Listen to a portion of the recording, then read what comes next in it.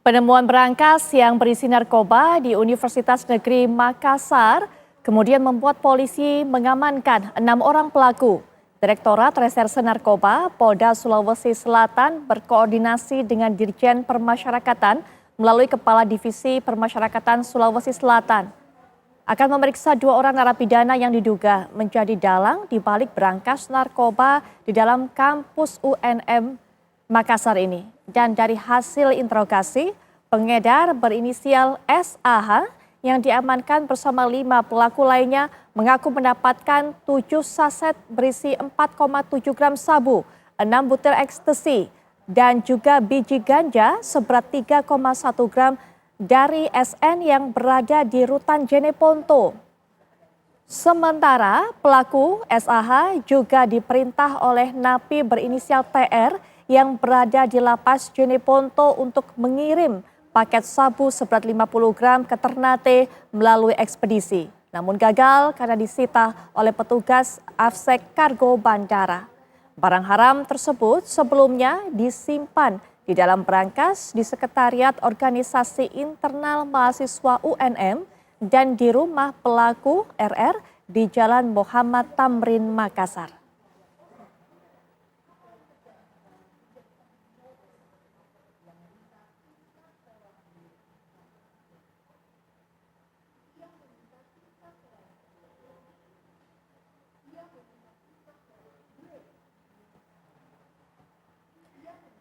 Ini membuat kita geleng-geleng kepala sekaligus juga harus lebih waspada terhadap pengedaran narkoba. Karena saat ini narkoba sudah masuk kampus, kabar yang tadi kami sampaikan adalah salah satu contohnya, betul-betul menuai perhatian. Nah, untuk bisa menyoroti masalah ini dan juga sebenarnya sudah berapa lama, jangan-jangan selama ini tanpa kita sadari, tanpa kita ketahui, sudah banyak kampus-kampus yang kemudian disusupi jaringan pengedaran narkoba. Apa yang harus dilakukan oleh pihak kampus? Nah, kita akan terhubung dengan para narasumber secara daring, sudah bergabung yaitu Prof. Adrianus Meliala selaku kriminolog. Selamat malam Prof. Adrianus. Selamat malam, Mbak. Baik, Prof, ini begitu mengkhawatirkan narkoba masuk kampus, Prof. Bagaimana kemudian tinjauan ataupun sorotan Prof mengenai hal ini? Secara umum ini bukan satu berita aneh.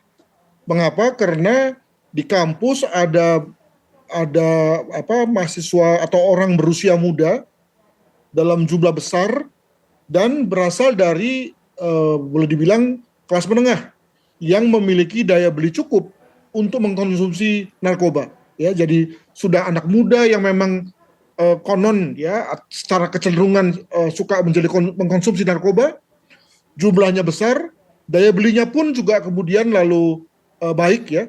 Hanya ada satu yang kemudian mungkin bisa membuat kampus lalu menjadi kurang menarik bagi para pengedar narkotika adalah bahwa mestinya di kampus juga terdiri dari orang-orang yang terdidik, knowledgeable tentang bahaya-bahaya narkoba. Nah, ini mungkin menjadi faktor pemberat sehingga kemudian kampus tidak menjadi pasar bagi narkoba. Demikian. Baik, Prof. Ini kan kalau kita lihat keterangan dari Prof tadi juga menjelaskan di kampus itu ada pasarnya narkoba ini, ada konsumennya. Tapi kemudian juga memilih kampus sebagai tempat untuk menyimpan narkoba tersebut. Apakah ini karena dinilai relatif lebih aman, Prof? Tidak ada razia, tidak ada gerebekan seperti di klub malam ataupun juga di kampung-kampung penghasil narkoba yang selama ini kita ketahui bersama? Saya kira begitu ya. Jadi ini ada unsur menyimpan narkoba dalam rangka untuk penjualannya di tempat yang tidak terduga sama sekali. Ya, saya kira tidak ada orang yang menduga bahwa di kampus lalu ada brankas ya, ada lemari besi yang ternyata bukannya berisi benda berharga, uang atau dokumen, tetapi malah berisi narkoba untuk diperjualbelikan. Jadi siapa yang berpikir ke situ? Nah, itulah yang hendak dikejar, hendak dicari oleh pelaku ya, mencari momen di mana tidak ada orang yang berpikir sama sekali bahwa di situ ada narkoba, disitulah lalu kemudian diletakkan narkoba tersebut, ya. Dan kelihatannya ini bukan sesuatu yang baru saja dilakukan, sudah cukup lama yang bersangkutan itu memanfaatkan kesempatan itu, ya.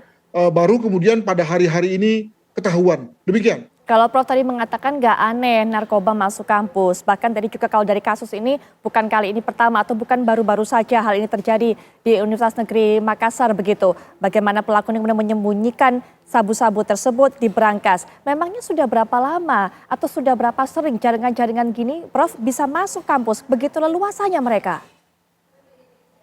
Saya kira jangan digeneralisir ya, lebih pada kasus-kasus khusus di mana ada jaringan yang memang tadi sudah menemukan semacam sanctuary ya, tempat bersembunyi yang nyaman sebagaimana di kampus di Makassar ini. Tentu hal yang sama tidak atau belum tentu ditemukan di kampus-kampus yang lain.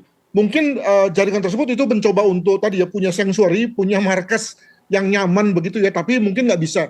Hanya hanya bisa menjadikan kampus sebagai tempat pemasaran saja, tapi bukan tempat untuk menyimpan, tempat untuk merancang strategi, mengontak-ngontak orang ya, sebagai satu penjuru dibandingkan dikaitkan dengan penjuru yang lain yang dalam hal ini adalah mereka yang berada di lapas atau rutan ya.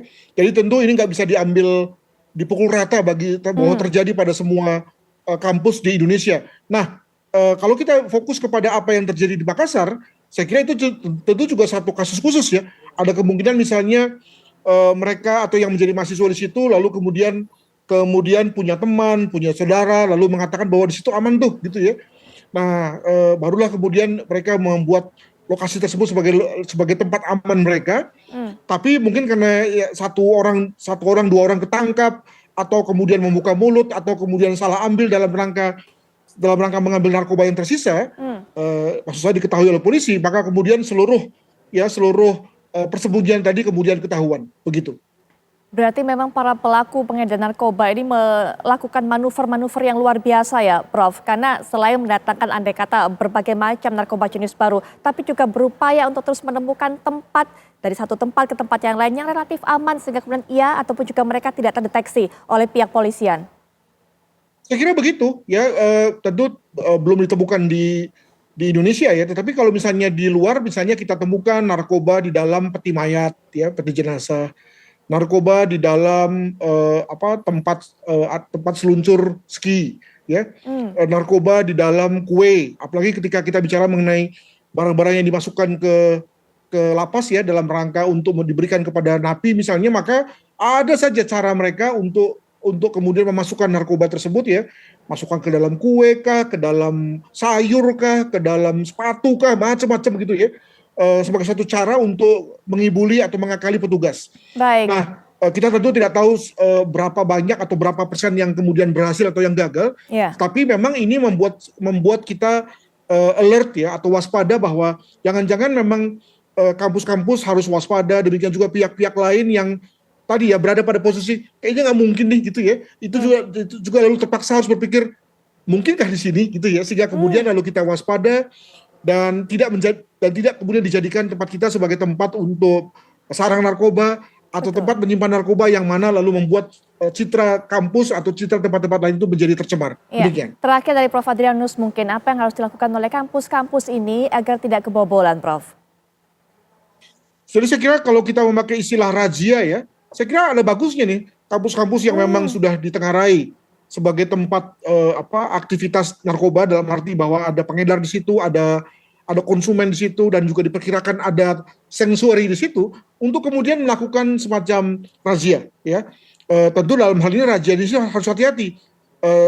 Jangan lalu orang petugas kampus atau satpam kampus yang kemudian lalu meminta kepada mahasiswa misalnya ya untuk kemudian membalikkan tasnya atau mengeluarkan dompetnya, ya itu nanti kemudian masuk pada pelanggaran yang lain ya. Nah, untuk itu maka pihak kepolisian perlu diajak serta, lalu biarlah polisi yang kemudian lalu meminta misalnya mahasiswa yang dicurigai, menggeledah beberapa tempat yang dicurigai, demikian juga meminta mahasiswa membuka dompetnya, membuka kantongnya, karena dalam hal ini ketika kepolisian bekerja dan dibekali dengan surat tugas misalnya, maka tentu lalu menjadi legal bagi yang bersangkutan, bagi kepolisian untuk melakukan otoritasnya ya dalam rangka memeriksa lokasi, memeriksa isi tas dan seterusnya dari situs akademika yang diperkirakan terlibat. Begitu. Prof Adrianus Meliala, terima kasih Prof sudah meluangkan waktunya untuk bisa memberikan tinjauannya terhadap kasus ini. Selamat malam, selamat melanjutkan aktivitasnya Prof Adrianus. Terima kasih, sampai jumpa. Sampai jumpa. Dan pemirsa, setelah jeda berikut ini kami juga masih menyoroti mengenai kasus ini, tapi nanti kami akan hadirkan narasumber yang berbeda, yaitu Komjen Pol Purnawirawan Ahwi Lutan selaku Koordinator Kelompok Ahli BNN, kemudian juga Guru Besar Hukum Pidana dan Kriminolog Unhas Makassar, yaitu Prof. Dr. Amir Ilyas. Mungkin kami akan sapa juga kepada para narasumber yang sudah bergabung, tapi sepertinya kami masih mencoba berkontak dengan dua narasumber. Sesaat lagi, tetaplah bersama kami. Pemirsa, kita lihat kronologi penemuan berangkas narkoba di Universitas Negeri Makassar. Pada 3 Juni 2023, tersangka dengan inisial S ditangkap oleh polisi di Jalan Sultan Hasanuddin di Goa. Kemudian S memberikan keterangan bahwa sering mengkonsumsi sabu di kampus Universitas Negeri Makassar. Itu adalah awal terkuaknya berangkas ini. Kemudian 5 hari berikutnya polisi juga bergerak ke kampus Universitas Negeri Makassar, kemudian menangkap 4 orang yang sedang pesta narkoba, sabu dan ganja. Ditemukan berangkas untuk menyimpan narkoba yang tersimpan di lantai dalam sekretariat mahasiswa. Artinya ada 2 hal. Yang satu adalah mengkonsumsi narkoba tersebut di dalam kampus, bahkan juga sampai pesta narkoba. Kemudian yang kedua adalah menjadikan kampus sebagai tempat penyimpanan narkoba. Yang berikutnya, pemirsa, ditemukan barang bukti di lantai dalam ruangan berupa 7 saset sabu. Anda juga bisa lihat, kemudian juga ada ekstasi dengan beratnya, Anda juga bisa baca sendiri, serta ganja dari salah seorang yang juga mengkonsumsi narkoba di Universitas Negeri Makassar tersebut atau di tempat ditemukannya oleh pihak kepolisian. Baik. Pihak kepolisian juga mengatakan bahwa dari 6 tersangka tersebut memang sempat berkuliah di Fakultas Bahasa dan Sastra Universitas Negeri Makassar yang juga merupakan tempat ditemukannya berangkas itu. Untuk bisa mendapatkan informasi lebih lanjut lagi mengenai hal ini, termasuk apa juga yang harus dilakukan oleh pihak kampus. Tadi Prof. Adrianus Meliala sudah mengatakan sebaiknya dilakukan razia di dalam kampus. Tapi razia seperti apa? Nah, ini kita juga akan dengarkan pandangan dari Komjen Pol Purnawirawan Ahwi Lutan selaku Koordinator Kelompok Ahli BNN. Selamat malam, Assalamualaikum warahmatullahi wabarakatuh, Pak Ahwi Lutan. Selamat malam, Assalamualaikum. Baik, dan juga sudah bergabung dengan kita yaitu Profesor Dr. Amir Ilyas. Beliau merupakan Guru Besar Hukum Pidana dan Kriminologi Unhas Universitas Hasanuddin Makassar. Assalamualaikum warahmatullahi wabarakatuh. Selamat malam, Prof. Amir. Salam, selamat malam Mbak. Baik, Prof. Amir, ini membuat kita betul-betul harus waspada, apalagi ini terjadi di lingkungan pendidikan. Prof. Amir tentunya sebagai salah satu tokoh pendidik juga, yang juga ini kasusnya kan ada di Makassar. Bagaimana melihat ini, Prof? Ya, saya kira yang pertama, persoalan ini tetap harus didudukkan dalam kerangka penegakan hukum, transparan dan profesional. Saya kira baik pihak penyidik maupun pihak kampus dalam hal ini Rektor UNM sudah menyebarkan di beberapa media bahwa siapapun pelakunya harus dihukum. Dan yang paling menggemparkan memang bahwa disebut kata bunker kemarin, ternyata diralat kemudian menjadi berangkas. Dan selanjutnya tentu tetap harus mengacu ke Undang-Undang Nomor 35 tahun 2009 tentang narkotika dan prosesnya dalam acara Kitab Undang-Undang Hukum Acara. Kita sebagai pendidik tentu kaget dan semakin heran kenapa ada narkotika di kampus yang notabene adalah dunia pendidikan. Tapi yang pasti di setiap kampus memang harus waspada. Di Unhas sendiri setelah beberapa bulan kemarin, yang langkah pertama yang dilakukan adalah memberlakukan jam malam. Jadi jam 6 pukul 17.00 itu sudah tidak boleh ada mahasiswa di kampus. Saya kira ini langkah preventif yang harus dilakukan oleh Rektor UNM bahwa tidak ada lagi mahasiswa yang boleh nginap di kampus dengan alasan apapun. Ini untuk mencegah bukan hanya mengenai narkotika, mengenai minuman keras, mengenai lain-lain yang menyimpang di kampus itu bisa dikendalikan dengan eh, tidak boleh ada mahasiswa yang nginap di kampus ataupun di sekretariat Badan Eksekutif Mahasiswa atau himpunan. Itu saya kira yang harus dilakukan oleh pihak kampus untuk mencegah berulangnya hal ini. Saya kira demikian, Mbak. Baik, Pak Ahwil, ini yang kemudian menjadi sorotan juga adalah bahwa yang mengendalikan pengendalian atau juga peredaran narkoba tersebut yang disimpan di berangkas sebuah kampus itu ini dijalankan dari lapas, dari rutan juga, Pak Ahwil. Ya, benar. Ya. Kita sudah mendengar semua bersama bahwa ini dikendalikan dari lembaga pemasyarakatan dan juga dari rutan yang ada ya di dekat-dekat sana di daerah Bone. Gitu. Ini memang suatu hal yang kita sangat memprihatinkan. Tapi memang lapas ini adalah umumnya banyak diisi oleh orang-orang yang terlibat narkotika, baik itu bandar maupun hanya pengguna-pengguna. Nah, inilah yang menjadikan mengapa lapas ini selalu ada usaha-usaha untuk bisa memberikan informasi dan keluar.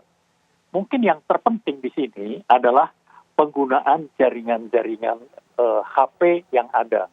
Karena kalau tidak ada komunikasi, ini pasti tidak akan mungkin bisa ada komunikasi dengan orang luar.